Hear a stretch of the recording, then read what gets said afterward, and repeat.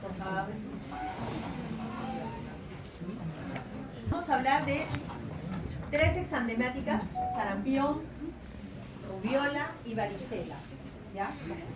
Estas enfermedades durante muchos años nos han maltratado bastante. Y bueno, pues yo diría que hará unos, pues 2003 fue el último año que tuvimos casos de sarampión autóctonos, ¿no?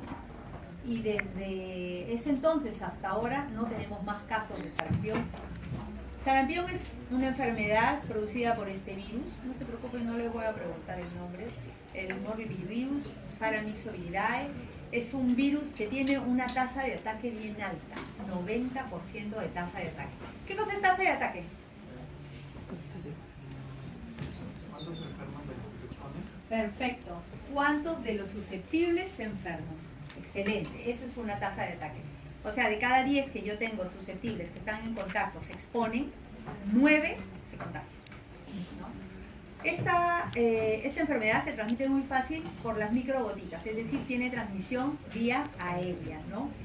Esta enfermedad era antes de distribución mundial, todos los países tenían, pero ¿qué se fue viendo? Que los países que tenían vacuna contra sarampión y tenían buenas coberturas, quiere decir que la mayor parte de la población vacunada, la enfermedad se iba reduciendo hasta ausentarse. Y eso es lo que ha pasado en muchos países, como por ejemplo el Perú, ¿no? Se sabe que antes se describían, ¿no?, que en las zonas de climas templados, hacia el final del invierno y durante la primavera, es donde estas enfermedades brotaban, emergían. Y bueno, lógicamente en los climas tropicales, en la época de lluvia, era donde más problemas veían. Definitivamente la vacunación es la que más ha cambiado esto, ¿no? Es una enfermedad sumamente contagiosa, cuyo periodo de transmisión es desde 1 a 3 días antes de que los síntomas inicien, y conforme va apareciendo el exantema, la transmisión, el contagio se va reduciendo. Se habla mucho de las famosas manchas de Koplik, pero recuerden que eso no es patognomónico, no significa que en todos los pacientes con sarampión lo voy a encontrar, y eso lo van a ver ahora por qué. El cuadro clínico básicamente empieza un rash maculopapular eritematoso, que puede ser concluyente, que empieza en la cabeza, ¿no?, en la unión con el cuero cabelludo, y luego va bajando, ¿ya? Va bajando, ¿no?, hacia el tronco, los brazos, los pies. Es de distribución centrífuga, ¿no? Tiende a confluir en algunas zonas, entonces estas pequeñas maculitas se juntan y parece que fuera una cosa grande de forma algo irregular. Y conforme aparecen, van desapareciendo. Miren, este cuadro es bien bonito porque si lo entienden este cuadro, ya saben sarampión. Sarampión empieza con una fase catarral.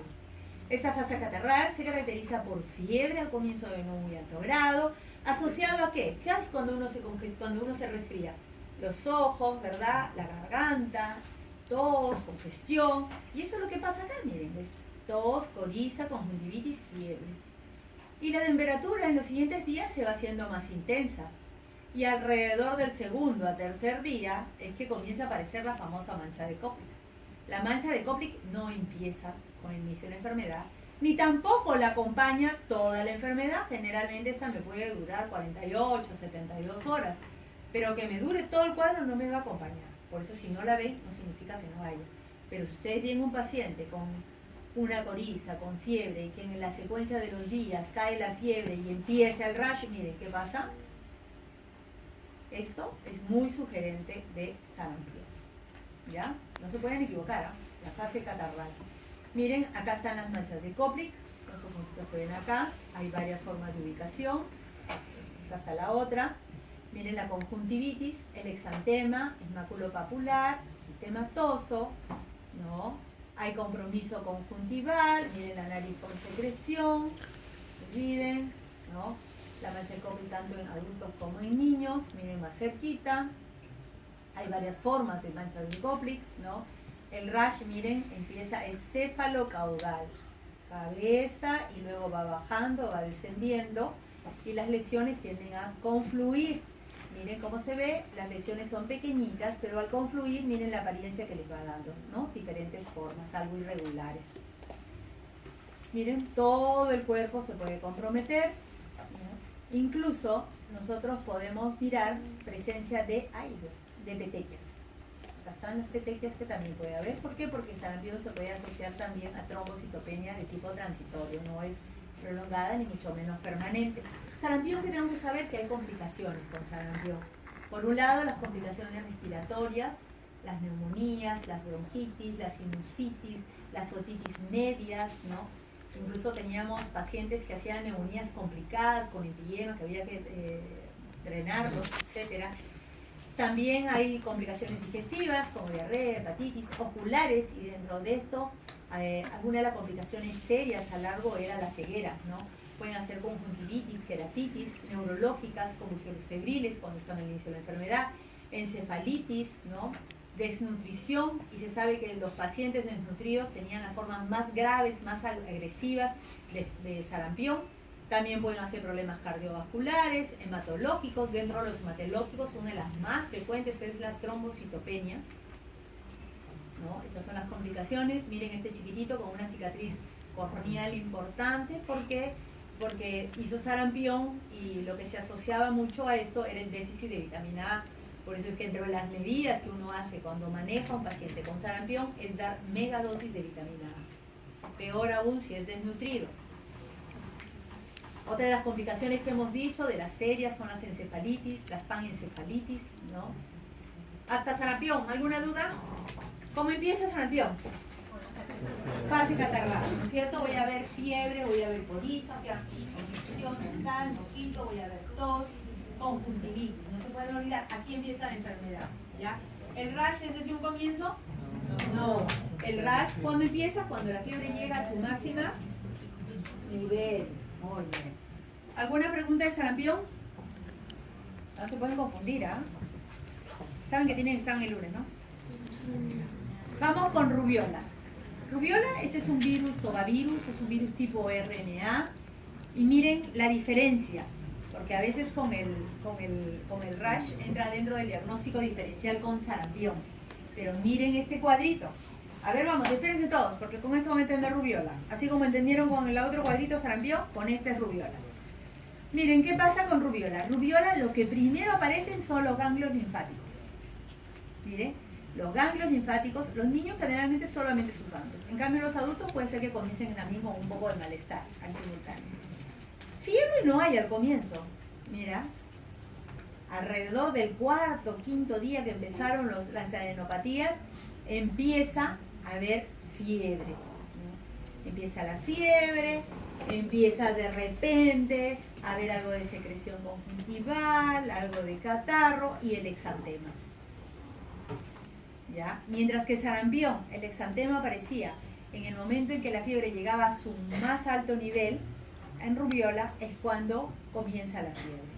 Y la fiebre no es lo que empieza, sino los ganglios. Eso es lo característico de esto. Rubiola tiene una trascendencia de tipo salud pública, importancia de salud pública. ¿Por qué? Porque los niños que nacen con síndrome de rubiola congénita tienen más riesgo a seguir excretando el virus por más tiempo. Si nosotros normalmente... Pero a mí me tocaba la primera hora, ¿no es cierto? No me tocó.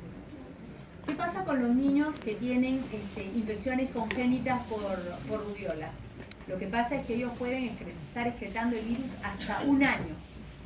Entonces imagínense, las mujeres que por alguna razón van saliendo embarazadas, tienen contacto con este niño y en su vida no han tenido rubiola, se pueden infectar y sus niños pueden hacer lo que se llama el síndrome de rubiola congénita.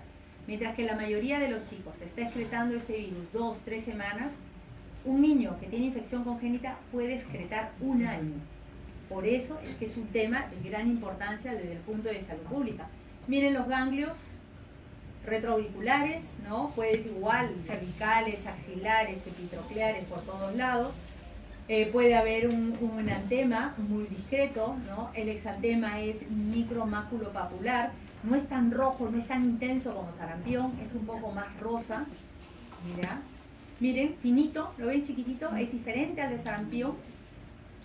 Puede haber artritis, ellos pueden tener, sobre todo las chicas, las adolescentes son las que más artritis hacen.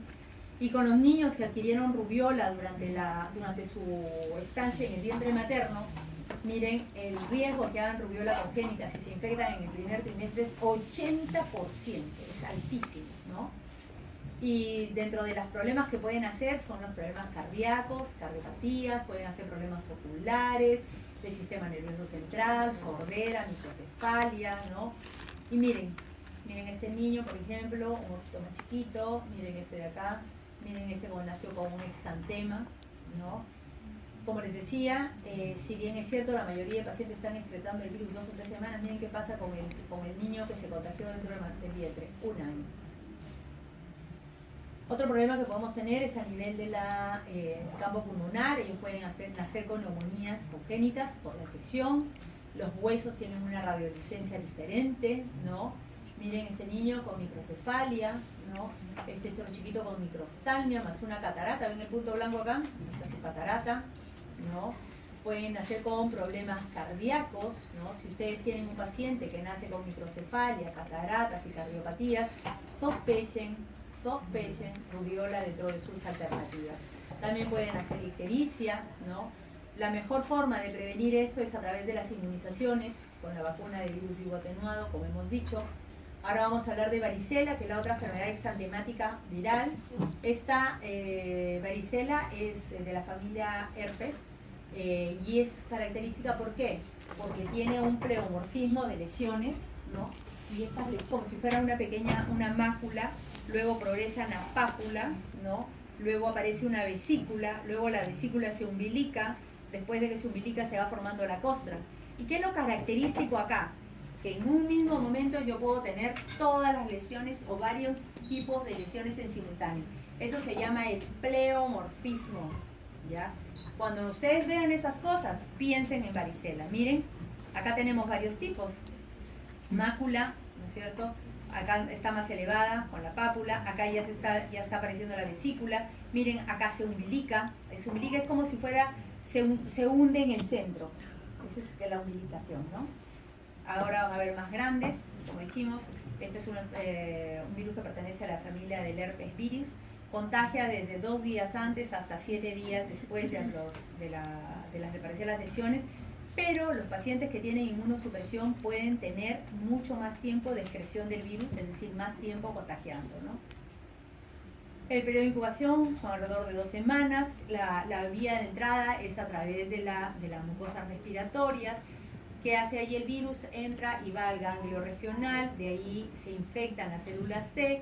Una vez que se infectan las células T, se reproducen y hay la primera liberación, destrucción de células, y es la primera viremia, ¿no? Luego, estos virus viajan hacia el res, hacia el hígado y el vaso, y ahí nuevamente se replican, salen y ocurre la segunda viremia. Aquí es donde aparecen las lesiones en piel, en la segunda viremia. Miren la distribución, el número de las lesiones, a veces tiene que ver con el estado nutricional, o miren las lesiones, miren, acá se ve bonito. Miren cómo se umbilica el centro, ¿sí la ven? Y acá las diferentes formas, incluso a veces el contenido cambia de color, de un cristalino a algo lechoso, y se va formando la costra de tipo central. Es enantema, es decir, compromiso de piel y compromiso de mucosas, ¿ya? Las complicaciones que podemos tener son bacterianas o virales. La mayoría de las complicaciones son por infecciones a nivel de piel. Esta es una enfermedad que da mucho prurito, entonces los chicos van a tender a rascarse, y en la rascadera ahí es donde se terminan de lastimar la piel, se rompen la barrera y lógicamente se sobreinfecta. Otras complicaciones importantes son la otitis, las neumonías, incluso pueden hacer neumonía por el propio virus de la varicela, pueden hacer varicelas diseminadas, encefalitis, pero estas complicaciones virales vamos a verlas más en el paciente adulto o inmunocomprometido. Los niños y los inmunocompetentes, la gran mayoría son infecciones de piel o de repente respiratorias. Miren las infecciones de piel, más del 60% de ellas corresponden a este grupo, ¿no? La sobreinfección se da básicamente por estafilococo y estreptococo, por eso es que si un paciente con varicela hace una celulitis, ustedes tienen que considerar en su arsenal terapéutico incluir cobertura contra estos 2 patógenos, ¿no? Otra de las cosas que puede haber post-varicela son complicaciones del sistema nervioso y básicamente son las encefalitis, ¿no? Suelen ser de muy buen pronóstico la mayoría de ellos. Los chiquitos hacen la varicela y ahí nada más de repente comienzan a caminar atáxicos, chuequitos, ¿no? La mamá se asusta, le decimos encefalitis, es pánico, terror, es una palabra prohibida. Y lógico, cuando le decimos señora tranquila, que en cuestión de unos días esto se va automáticamente, no deja secuela, no deja lesión y gracias a Dios es como pasa, ¿no? Puede haber meningitis aséptica, Guillain-Barré, pero realmente son mucho menos frecuentes, ¿no? Hay otras como síndrome de Reye, ¿no? Sobre todo los que están consumiendo AINES, ¿no? Los grupos de mayor riesgo, miren, son los adolescentes y los adultos, que es donde más complicaciones van a haber. Los niños suelen tener un curso un poco más benigno y definitivamente los inmunosuprimidos, el porcentaje de complicaciones es bien alto, ¿no? Y el embarazo es otro de los momentos álgidos, no solamente para la madre, sino para el niño, porque puede haber varicela congénita, ¿no? Miren, por ejemplo, estas formas complicadas de varicela por Staphylococcus aureus, el otro de acá por Streptococcus del grupo A, miren el contenido, ¿no? Pueden hacer fasciitis necrotizantes cuando son por strep, ¿no? Neumonía varicelatosa, que es un tipo de infiltrado bilateral de tipo intersticial difuso y lógicamente a largo plazo la complicación que puede acompañarnos durante mucho tiempo es el herpes zóster, ¿no? ¿Qué pasa cuando una mujer que está gestando se contagia de varicela?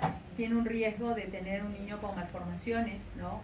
Muy altos si es en el primer trimestre, lesiones cicatriciales, sobre todo si es en el segundo y tercer trimestre, y el riesgo de hacer herpes zóster. Un problema grande también es la varicela neonatal, es la que la mujer adquiere entre los 5 días previos, 5 días después de haber del parto, ¿no? Este también suele ir con complicaciones para el niño, ¿no? Miren lo que pasa, varicela, un niñito que adquirió varicela dentro del vientre materno, miren las malformaciones de los miembros, ¿no? Miren acá se ve mucho más claro, las cicatrices grandes como la de la frente, ¿no? Miren cómo incluso ha hecho que el ojo también sea un poco más pequeño, ¿no? Entonces, por favor, tenemos que estar atentos porque varicela neonatal es algo que se puede dar y es una de las causas que pueda explicar varicela zóster en el lactante, que es extremadamente inusual y raro, pero que puede pasar. Ok, chicos, preguntas. No se pueden equivocar, ¿ah? Sarampión, papera rubiola.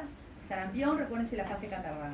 Rubiola, que empieza con los ganglios, no empieza la fiebre. Varicela, acuérdense que el cuadro es pleomórfico, no se pueden confundir. Ya chicos, suban.